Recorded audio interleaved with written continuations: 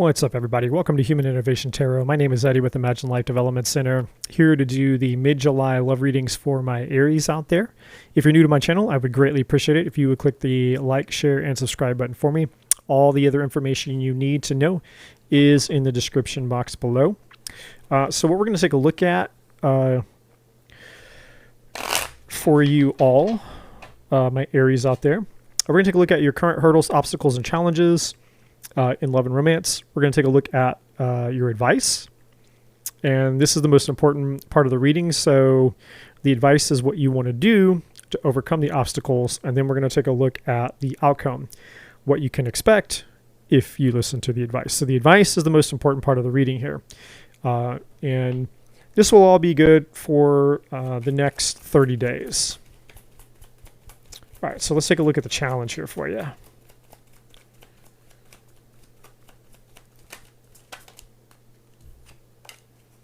Okay, so far right now you guys are experiencing some type of conflict here. This is like a 5 of Wands, 5 of Swords energy in tarot. So you could either be in a relationship right now where there's a lot of conflict or turmoil, or you're feeling conflicted about love in general. Let's take a look at the advice.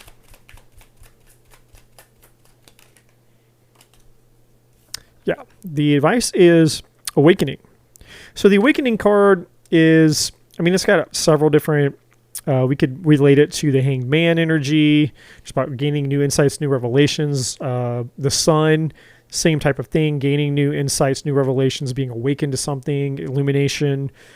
And the High Priestess, in some senses, trusting your intuition, listening to your gut instincts, right? The spiritual downloads that you receive here. Okay, so let's take a look at the outcome and see. And then we'll clarify everything and see kind of what the specifics are here for you.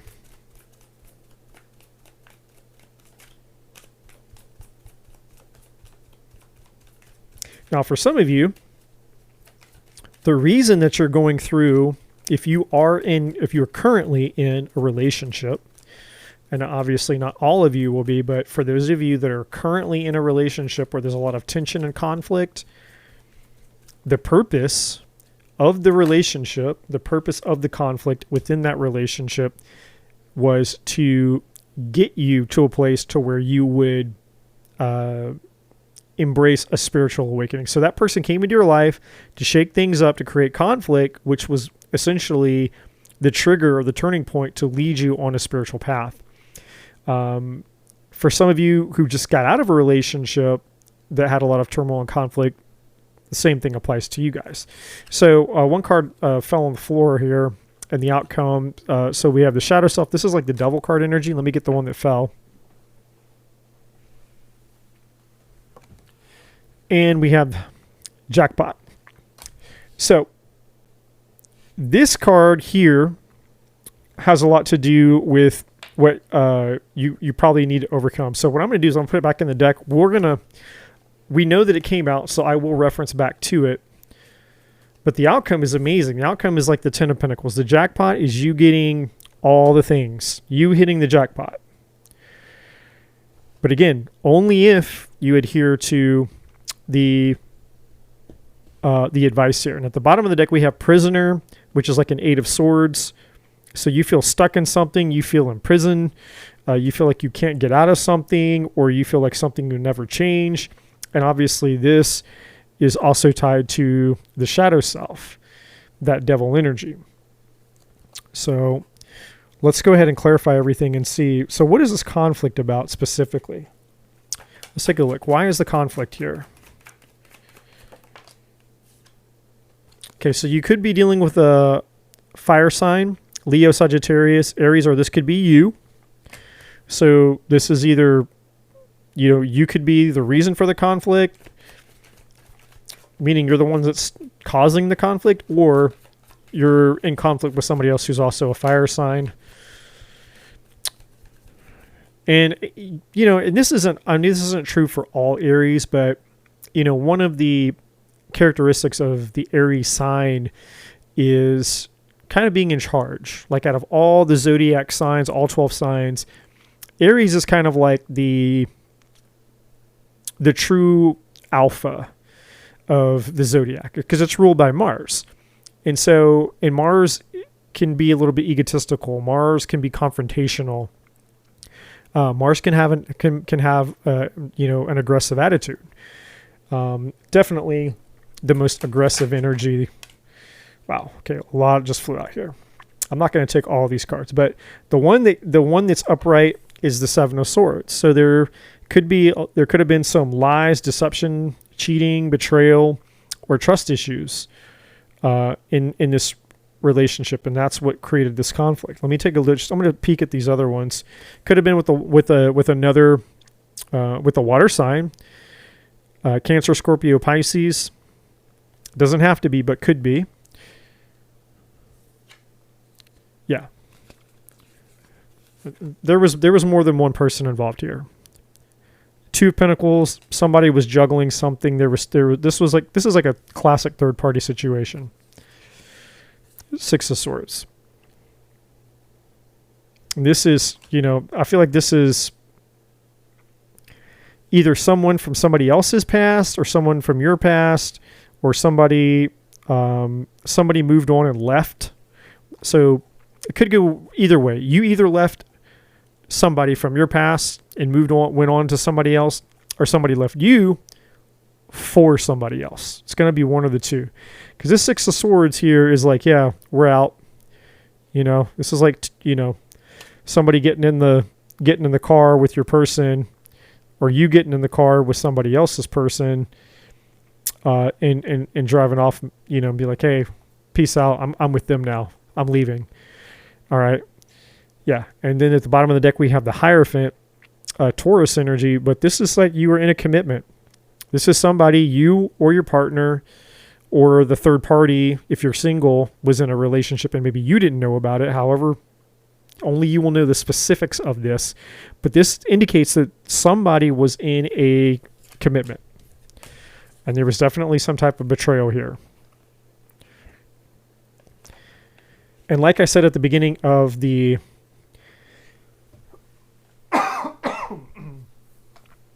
Sorry about that.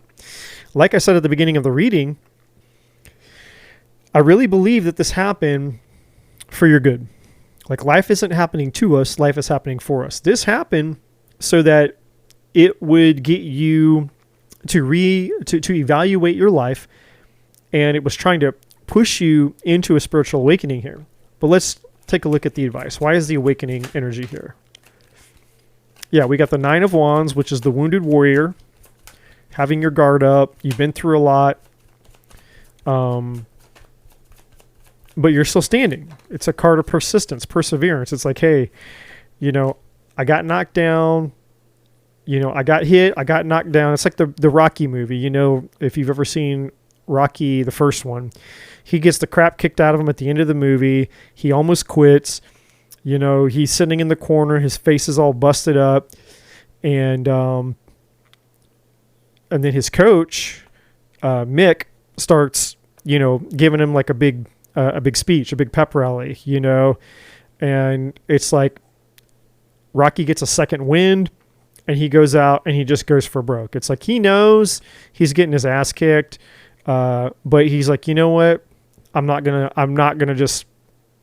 take. You can see what they try to portray in the film is when Apollo is beating him up. It's like as the rounds get further, round after round, Rocky keeps getting beat down. It's like you can see it wearing on his persistence, this Nine of Wands. It's wearing him out. He's getting beat up, which is what you've been. And it's like chipping away at his confidence. It's chipping away at his endurance. It's chipping away, in his belief that he can win this fight. It's like, so now he's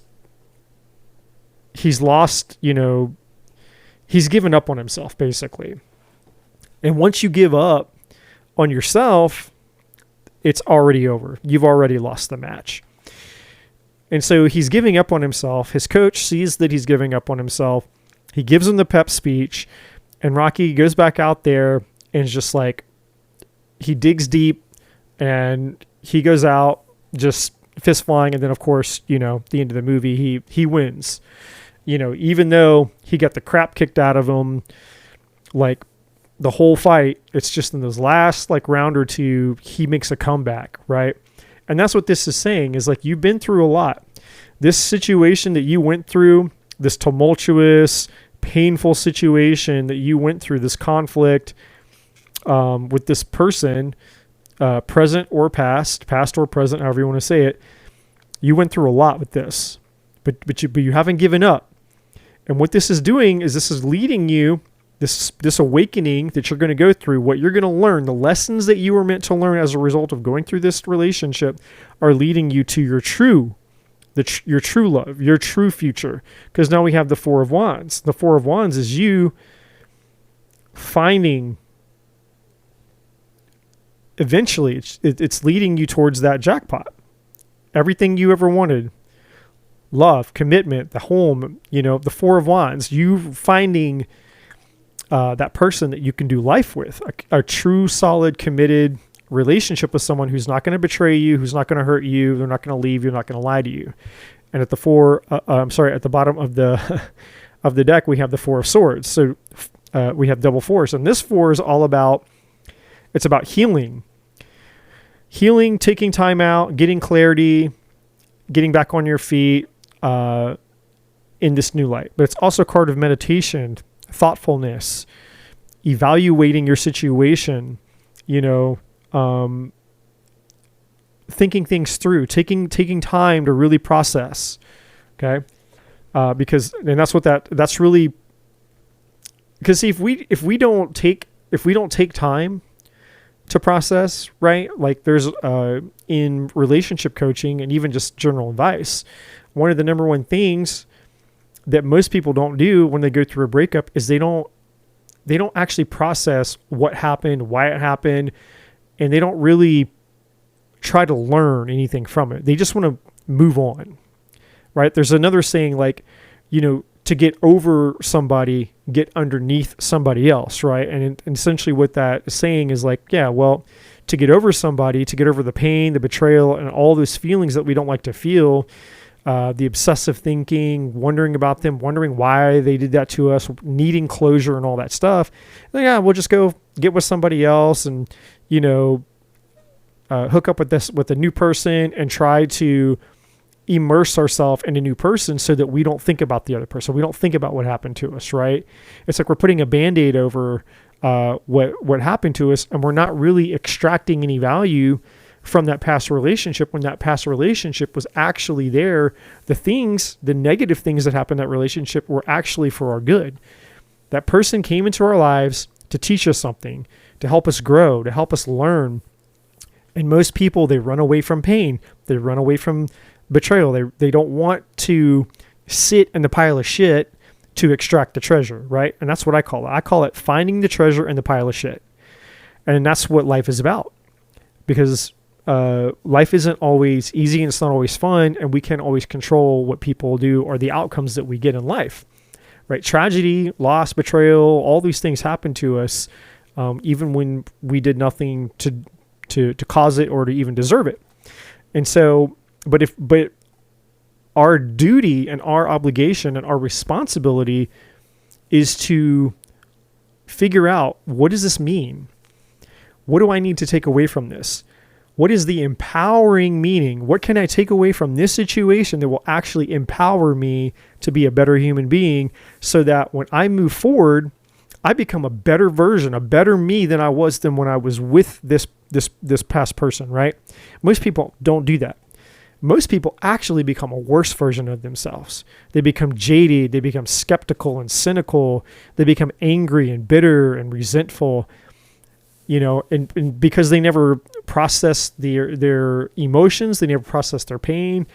They hold a lot of grudges. They have a lot of unforgiveness, and all that stuff festers and festers and festers. So they attract more people that are going to continue to do the same types of things to them.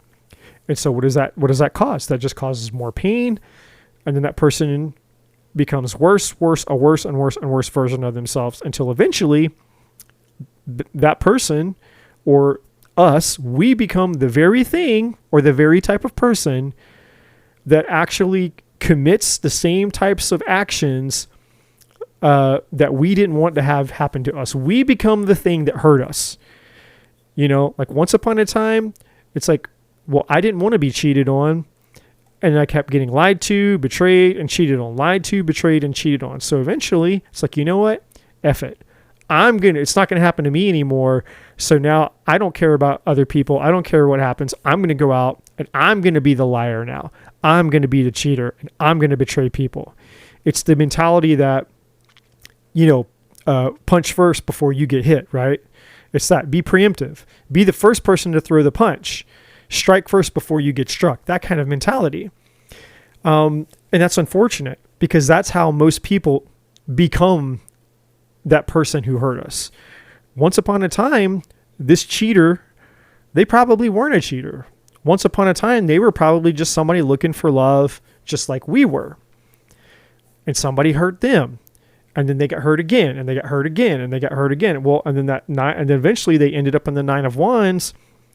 And then eventually the 9 of Wands became the 10 of Wands, and they couldn't take it anymore. And so then it's like, you know what? I'm tired of being walked on. I'm tired of being lied to. I'm tired of being cheated on. So now I'm going to, cut myself off from my feelings, my emotions, my dignity, my integrity, and all of that. And I'm only looking out for me now. And that's when people become selfish and narcissistic. Is it because it's all about me, protecting my interests. And I don't care who I hurt. I don't care who I have to walk over. I don't care what I have to do to get what I want in life. No one ever cared about me, so why should I care about anybody else? You see, that's the path. People don't start off on that path. They end up on that path. And the more that we allow ourselves to regress instead of progress, and the more we allow ourselves to devolve instead of evolve, then eventually we become the very things that we hate. We become the people, the things that hurt us, that we never wanted to be hurt by, right? So the awakening here is, this is the advice. It's not telling you that this is what's going to happen. It's not telling you that you have to listen to the advice. You can give the advice the middle finger and say, that's the dumbest thing I've ever heard. I don't give a crap what the advice is. I'm not doing it. I'm going to do whatever I want. I'm going to go whatever. You have free will. We all have free will. We can all do whatever we want. But the advice, the suggestion for the best possible outcome is for you to realize that no matter what this person did, no matter how bad they hurt, lied, betrayed you, whatever this is, that there is a silver lining in all of this. There's a treasure in this pile of shit that's intended to make you become a better version of yourself so that you can end up getting the thing that you want. So, and I can't tell you in a general collective reading what that treasure is. And the 4 of Swords here at the bottom of the deck is implying that you have to go within and find it yourself. You need to take a time out. You need to do the introspection. You need to evaluate it. Pray, meditate, talk it through, even if it's just talking to yourself in your mind, thinking back through things, analyzing it, all of these things. And if you take it serious, you'll find it. If you're serious about wanting answers, if you really, really, really want the answer will come to you. But you have to mean it, and you have to want it, and you have to do the work. It's not just going to show up, that's just the reality of life. So assuming that you do the advice, what can you expect here with the jackpot energy? Why is the jackpot here from my Aries? Yeah, makes perfect sense. So you get the 4 of Pentacles, security, the security that you've always desired, the certainty, the security that you've always wanted, a secure relationship, somebody that you can count on. You have a secure relationship over the 4 of Wands. You have security here. You've got, so you got double 4s here. And 4 is the number of security. And so you're looking for that. You want someone you can count on, someone you can trust, who's committed, who's secure, who follows through, and they're consistent. And that's what the 4 of Pentacles is here. And you have the Wheel of Fortune. Things turning out in your favor. The best possible things that could happen. It's luck. It's fortune. Fortune is in your favor. But fortune also favors the brave, which again implies, and you also have you've had 3 4s, by the way. Just let you know, you've got the 4. We had the 4 of Swords. This is at the split of the deck, by the way. So this is where the Wheel of Fortune came out. It's in the middle of the deck, the split. That's what it's called. So this is half of the split. This is that 4 of Swords that we saw earlier. So you have 4 4 4. You guys might be seeing 4 4 4 as part of the awakening energy. And that 4 4 4 energy is a sign. It's a sign here in the reading, and it's a sign when you're out and about and you're not thinking about this reading anymore. You watch the reading and you're like, and you're going about your life and you're not thinking about the fact that you saw this reading. And then you're going to see 4 4 4, 3 4s. Look it up, an angel number. You're going to see it and you go, oh my gosh, that was what the guy on the tarot reading said. I was going to start seeing these signs and synchronicities, the 4 4 4. And that's your confirmation from your spirit guides, your higher self, whatever you believe in, God, source of the universe, confirming to you that you will have stability and you will have security, you will have commitment, you will have all of those things. Because the Wheel of Fortune is about change. It's about destiny. It's about fate. And it's the fortune card in the sense that it's the most favorable, serendipitous, lucky outcome that you could have. Right? Like this is like go to the store, and buy a lottery ticket you might win. That's how lucky the Wheel of Fortune is. However, as I said, fortune favors the brave. It takes courage. You have to be brave. You have to be willing to do your part. We all are participating in life. There are very few times in life that we're given freebies. Sometimes we are. But 90% of the time, maybe 95% of the time, we're not. We have to participate in our own rescue. We have to participate in our own growth. And that's what this is about here. It's about you doing what you need to do to participate in your spiritual awakening so that you can get what you desire. And if you do participate, you're guaranteed it. So the universe is literally telling you, they're telling you, you're guaranteed to get everything you could ever want.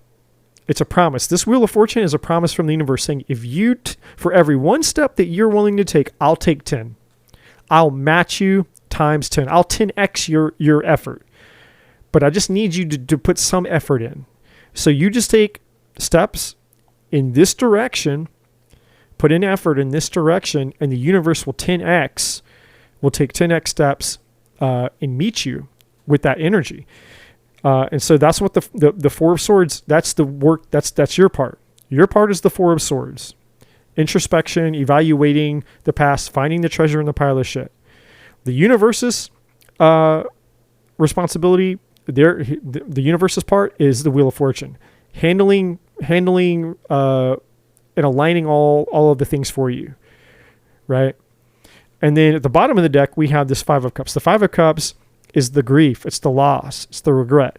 And this is what you want to heal from, which is the 4 of Swords. It's a card of healing, but it's also what you want to learn from. What have you learned as a result of this betrayal and this loss? And then lastly, it's about letting it go because things are going to change. Right? The 4 of Pentacles is about holding on to things too tightly.